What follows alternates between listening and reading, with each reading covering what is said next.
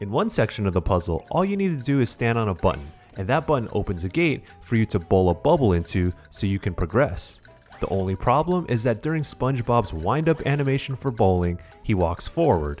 That means you fall off of the button, which closes the gate and prevents you from bowling the bubble where you intended, when you intended. These kinds of gameplay barricades are common and force you to restart and face your demons again and again and again. Yeah, sometimes you just gotta face your demons, boys, which is exactly what I've been doing these past couple days, playing through what some professional games journalists are calling the Dark Souls of cartoon games made for children.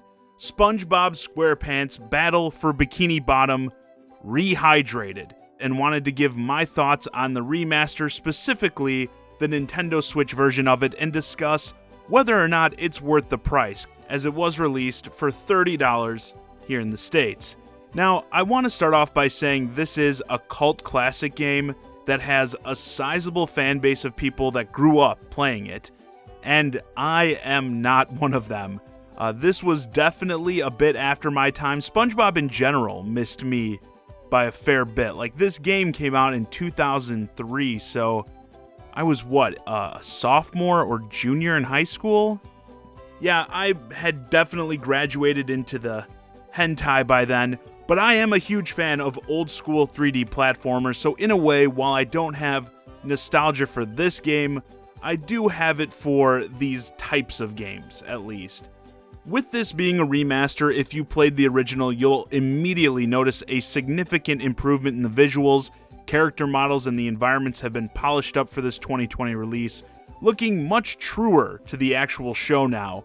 However, some aspects don't get as much love as others, which stands out, and while I haven't played the other versions of the game, from other videos I've seen, the Switch version seems to be lacking fairly heavily in the resolution department, which is common in Switch games, obviously, but I figured with this still not being a very demanding game, the resolution wouldn't suffer as much. Also, of course, this is much less noticeable when playing in portable mode, which is probably why most of you would be interested in this version in particular. Frame rate, I'll say for sure, is better. The game is fairly stable, but you'll definitely notice it plummet when you smash, say, a bunch of boxes at once. And there are some issues in the game's many slide sections where I regularly noticed frame skips as the game seems to need to load the next section as you're zipping through an area. The game is still very much playable. Like I said, from what I've seen on the original game, looks far superior, but I think they could have done a few more improvements in that department. Gameplay-wise, this is your very typical early 2000s collectathon platformer, for better or worse. The game design definitely shows its age in some aspects, but personally, I love this stuff. You've got a series of these fairly open environments and must go around completing platforming as well as combat challenges. You also have multiple playable characters that you can switch between, who all have their own unique abilities. SpongeBob can bowl bubbles, Patrick can throw heavy objects, and Sandy can use her lasso as a grapple hook to swing around, as well as use it to glide over a great distance. The game does a great job, I think, at having you switch between the characters regularly enough to keep things from getting stale.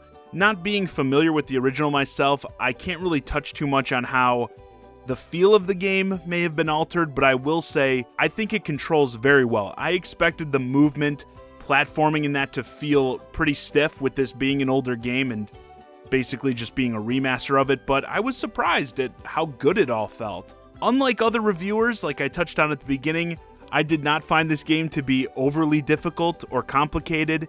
As with many of these more open collectathon games, it can get kind of confusing at times figuring out where to go next, or sometimes where you've already been, but most stages are divided into nice, manageable sections that you travel between, warp into, and once you get a quest for a golden spatula, that's the game's main collectible, when you go into the menus you can see how many of that collectible you still need to get in a stage, as well as examine the particular ones you've gotten the quest for and still haven't completed, and for those the game will give you a bit of a hint of where you need to go in the level to complete it.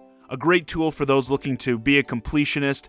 I'd say a standard playthrough of this will probably take you about 10 hours to get through, but again, with it being a collectathon, you've got the golden spatulas, there's Patrick's socks, bunch of stuff for you to go after. If you want 100% it, you'll definitely get many more hours out of it. As with a lot of games, I think from this era, I do feel they went a little hard on the slides. There are a ton of slide sections in this game, including one stage that is mostly a series of slides.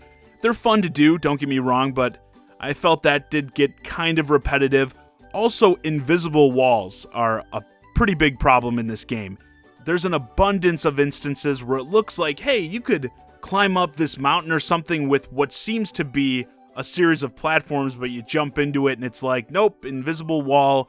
Or maybe, hey, I can continue on this pathway, and then all of a sudden the character freaks out and you get the little hand coming in that resets your position. That stuff can get kind of annoying.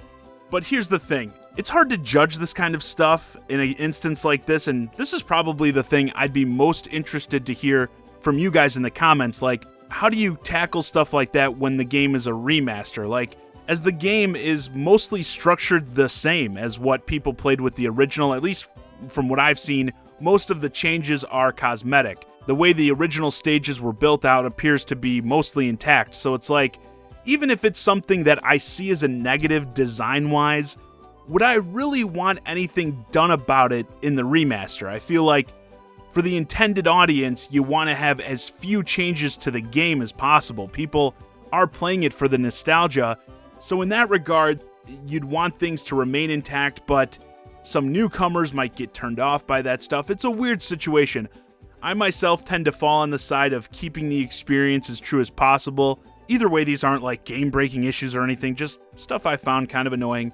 And the charm of this title is really the standout. The dialogue with the characters in that, who are voiced by the show's original cast, is consistently a treat, even though I believe some do have replacement actors. From comments I've seen in that, Mr. Krabs in particular, I believe stands out to many as a replacement voice, but for the most part, you're getting interactions that are very true to the original show. In this corner, defending the Poseidon, a small square guy.